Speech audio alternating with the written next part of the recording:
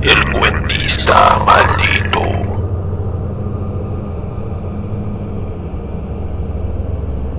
Las crónicas de Garzul. El llanto en el Cuamir.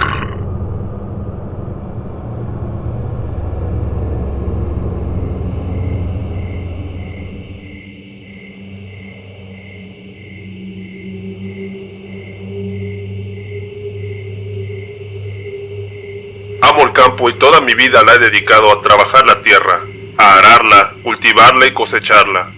Amo estas hermosas panorámicas verdes, el puro y limpio aire que atiborra mis pulmones, y sobre todo amo la fertilidad con la que ha sido bendecida toda esta región. Nací, crecí y puedo asegurar que he de morir en este mi humilde pueblo, pequeño y distante del bullicio de las grandes ciudades. Un lugar sereno, donde somos despertados por el cantar del gallo y avisados del anochecer por el aullido del coyote. Un pueblo con carencias, eso sí, pero ¿qué pueblo no las tiene? Fuera de ello, no hay mucho que decir. Es un lugar donde todos se conocen y donde la gente se saluda cuando se topa entre las calles o entre las veredas del monte, donde todos se cuidan del qué dirán y donde la reputación vale, y mucho. Así que en virtud precisa mi reputación, ya que soy un hombre de ley, juro por mi Madre Santa que el testimonio que estoy por compartir no es una mentira ni una alucinación mía. Todo fue real, aunque preferiría que se hubiese tratado de una pesadilla, una de esas que se tiene cuando se está dormido, y no como me sucedió a mí, a pleno ojo abierto. Soy una persona humilde, poco letrada, pero pese a ello no soy partícipe de creencias sobrenaturales, ni supersticiones o cuentos similares. Bueno, por lo menos no lo era. Cómo olvidar los detalles de aquel espantoso día. Ojalá pudiera, pero no logro apartar de mi mente el horrible momento que viví. Esa terrorífica sensación, el corazón martillándome fuerte como si quisiera salirse del pecho, el escalofrío recorriendo cada parte de mi cuerpo. Cómo quisiera olvidar ese día. Trabajaba en dicha ocasión para mi buen compadre Antonio, quien en los últimos años le había ido más que bien, logrando hacerse con un par de hectáreas cultivables y otra más para pastar su ganado. Mi cuamil, debido a mis malas finanzas, no pudo ser sembrado, así que mi mencionado compadre, siendo solidario conmigo, me tendió la mano y me ofreció trabajar para él durante la cosecha de sus tierras. El temporal había sido demasiado lluvioso, y la humedad podía sentirse en el ambiente e incluso estaba también en el aire. La fertilidad de la tierra se vio favorecida, siendo especialmente generosa con nosotros, y la cosecha resultó ser más que buena. Los árboles estaban rebosantes de frutos y bendito Dios, teníamos mucho trabajo, tanto que no nos dábamos abasto. El día pasó rápido, y la noche nos tomó por sorpresa. La labor aún no terminaba, eran demasiados los frutos que aún quedaban por cortar y embalar. Al día siguiente, tan pronto rayara el sol, la tractomula pasaría a recoger lo cosechado. El tiempo estaba encima de nosotros, pero era aquella noche sin luna particularmente muy oscura, y trabajar bajo esas condiciones en el monte es muy peligroso. Más en esta región, llena de culebras, alacranes y demás alimañas ponzoñosas, sin contar a las fieras que durante las noches suelen bajar de las llanuras en búsqueda de alguna presa que cazar. Mi compadre no tuvo la precaución de llevar candil o algunas velas con las que alusarnos entre la terrible oscuridad, aunque tampoco podríamos volver a casa, era realmente tarde. Y a decir verdad, no nos dimos por enterados del momento exacto en el que la noche había caído encima de nosotros. No quedaba otra opción más que dormir ahí, acobijados por el lóbrego firmamento. Ya al día siguiente, tan pronto comenzara a clarear, habremos de levantarnos a reanudar nuestra labor y recolectar y empaquetar lo más que nos fuese posible hasta que llegara la tractomula. Antonio y yo hicimos una pequeña fogata, aunque batallamos bastante, pues como ya dije, el suelo y todo el ambiente en sí estaba bastante húmedo.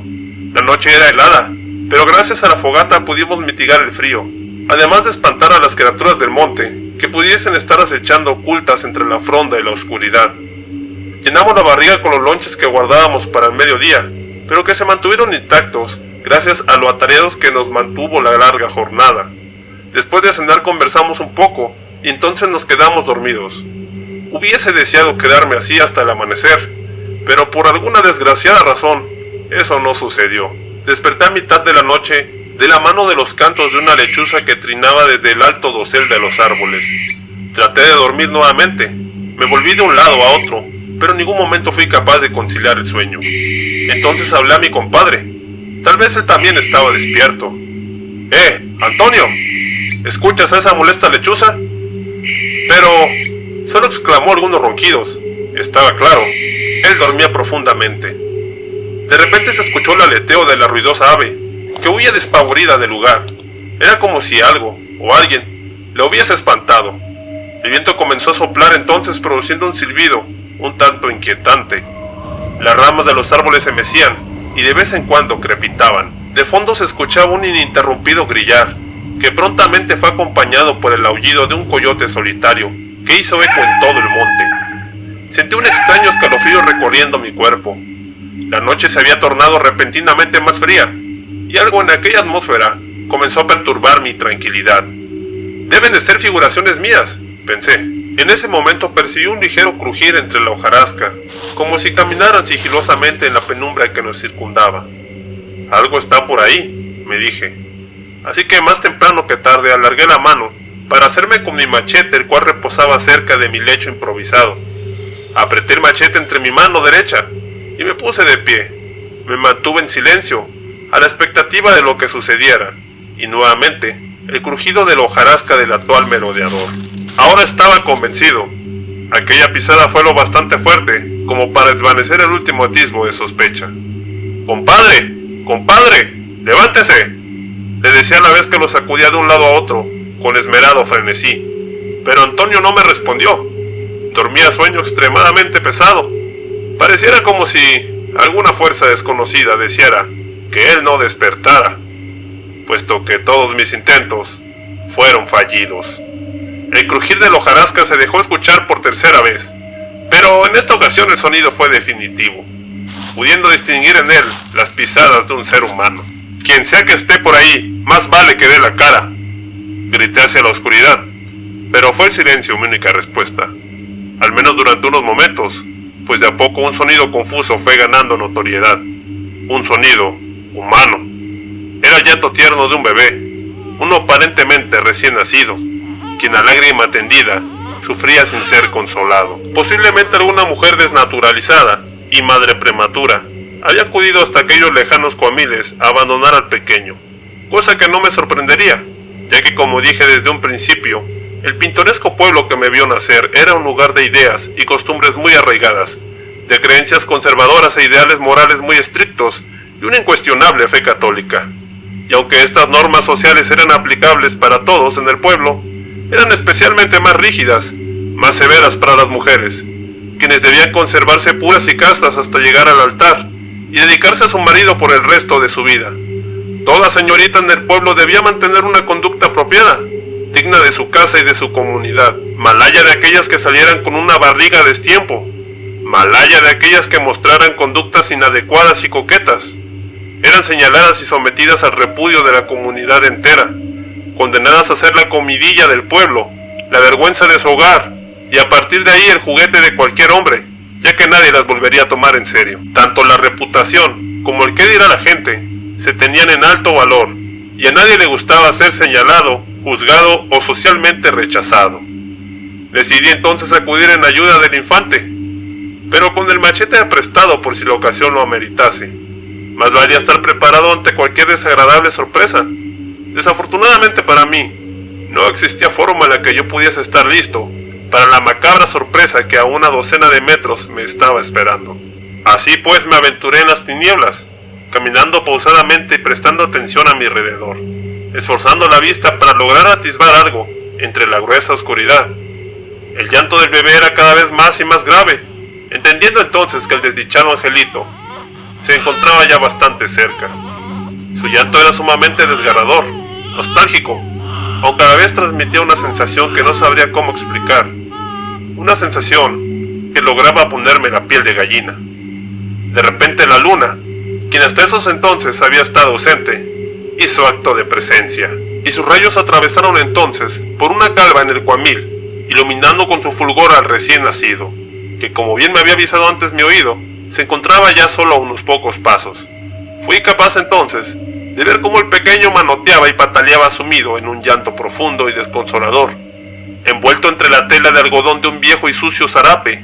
La pobre criatura yacía ahí, en el suelo indefensa, a merced de las fieras hambrientas del monte y el inmisericordia estado del tiempo. La visión fue capaz de tocarme el corazón, así que clavé el machete en la tierra, para con ambas manos libres, terminar de acercarme y levantar al recién nacido del suelo, dándole el consuelo y el calor humano que su malaventurada madre le había negado. ¿Cómo era posible que una mujer se atreviese a semejante crueldad? ¿Cómo era posible que abandonara así a su propia sangre? Preguntábame yo esto, mientras la pobre criatura comenzaba a tranquilizarse, hasta que su llanto terminó por ser acallado entre el calor de mis brazos. Pero entonces, algo inesperado sucedió, algo terrible, que hasta el día de hoy continúa perturbando mi razón. Lo recuerdo claramente, como si hubiese acontecido apenas ayer. Mantenía al bebé arropado, cubriéndolo de la helada ventisca que desde hacía ya un rato no dejaba de soplar y resoplar su gélido aliento sobre nosotros, cuando comencé a sentir una extraña sensación en el pecho. Era como si alguien estuviera clavando en mí unas pequeñas zarpas, al principio suavemente, pero después con una violencia brutal, como si desearan desgarrar mi pecho. No soportando aquella sensación, aparté al infante de mi regazo, tratando de averiguar qué era lo que provocaba tan terrible malestar, dándome cuenta de que mi camisa de manta se encontraba ya deshecha, pareciendo haber sido trozada por una criatura salvaje. Incluso los aruños lograron penetrar en mi piel, haciéndome sangrar un poco. Me encontraba estupefacto ante aquella situación, pues no comprendía lo que estaba pasando. Decidí virar la vista hacia el recién nacido, y gracias a la luz de la luna, que aún fulgía en lo alto, pude darme por enterado de lo que se estaba suscitando. De entre las sucias telas del zarape brotaban unas largas y afiladas garras, pero no dando crédito a lo que estaba ante mis ojos, decidí desenvolver al pequeño para aclarar mi confundida vista. Entonces una más que abominable visión se posó ante mis ojos. El último ápice de escepticismo que quedaba en mí se desvaneció al instante, pues ante mi atemorizado ser surgió desnuda la horripilante y demoníaca figura que hasta el día de hoy me atormenta cada noche. Su piel era blanca y sin vida, de ella brotaban enormes y gordos gusanos solo para volverse a enterrar en sus entrañas. Tenía zarpas en lugar de manos y pezuñas en lugar de pies. Su cara expresaba un gesto maligno y aterrador, pese a tener sus ojos cerrados. De su frente brotaban un par de pequeños cuernos punteados, y por su entrepierna pronto vi cómo se desenredaba una cola larga, semejante a la de una res. Mi nariz fue saturada rápidamente por un olor fétido, nauseabundo, un hedor semejante al que se puede percibir en la madriguera del Sinacantli, pero intensificado al triple. Sostuve la criatura por enfrente de mí con los brazos extendidos, a la altura de mi cara, con profundo horror, paralizado por el miedo, titiritando desmesuradamente sin poder hacer nada más que clavar la vista en la siniestra abominación.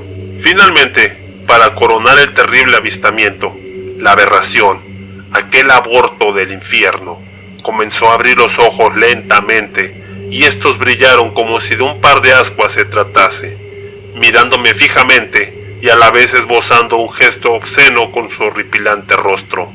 El pequeño demonio dejó entrever sus filosos colmillos babeantes, y a través de su siniestra sonrisa fluyó un repulsivo y aún más hediondo limo viscoso, que discurrió por todo su diminuto ser hasta desembocar en el suelo. El maligno ente se dirigió a mí entonces y con una escalofriante voz aguda, profana, como solo pudiese ser emitida por un ente vomitado del infierno, me dijo en son de burla: Mira, papá, ya tengo dientitos.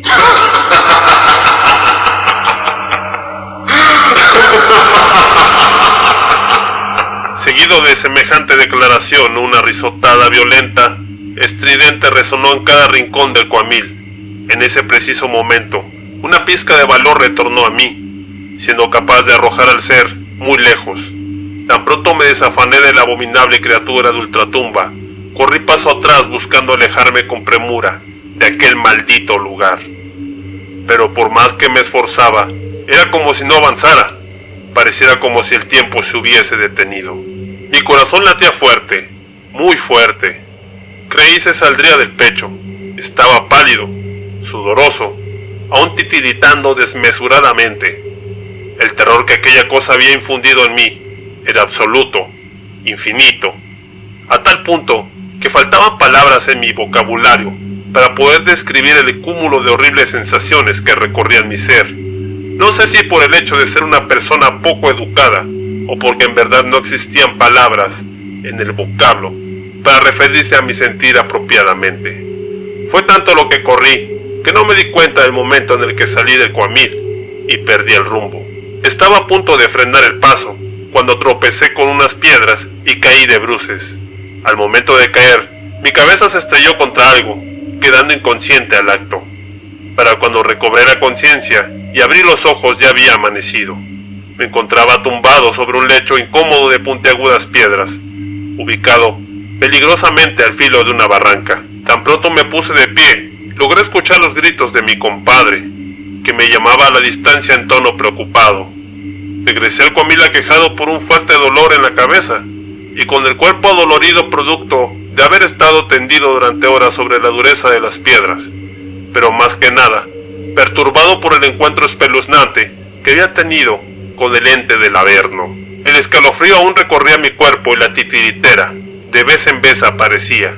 Toqué mi rostro y estaba helado, cual ventisca del invierno. Mi camisa de manta estaba desgarrada. Las heridas que el demonio me había infligido seguían ahí, y pese a que ya había crecido una costra sobre ellas, sentía como si estuviesen aún expuestas y me las hubiesen frotado con sal o limón. Antonio me salió al paso, y al ver el estado tan lamentable en el que me encontraba, la pregunta obligada se hizo presente en sus labios. ¿Pero qué, en el nombre de Dios, le ha pasado, compadre? De inmediato di respuesta a Antonio, siendo necesario para ello relatarle lo acontecido. No esperaba que mi compadre me creyera en lo más mínimo, pues él era tan escéptico de aquellos asuntos sobrenaturales como yo hasta hace poco lo había sido. Pero de alguna manera, sentí alivio al compartir con él mi espeluznante experiencia. Pedí a mi compadre me disculpara, pues en mi estado actual no podría culminar la labor para la que me había contratado. Antonio se mostró razonable y me dejó partir. Acudí al aprisco, donde un día antes había encerrado a mi caballo y regresé al pueblo a galope tupido. Pero, sin poderme desembarazar de la abominable visión. Siendo sincero, jamás logré hacerlo. Los siniestros acontecimientos de aquella maligna noche se quedaron grabados en lo más profundo de mi subconsciente de por vida. Necesité un par de meses para recobrar el valor y volver a plantar mis pies en el monte.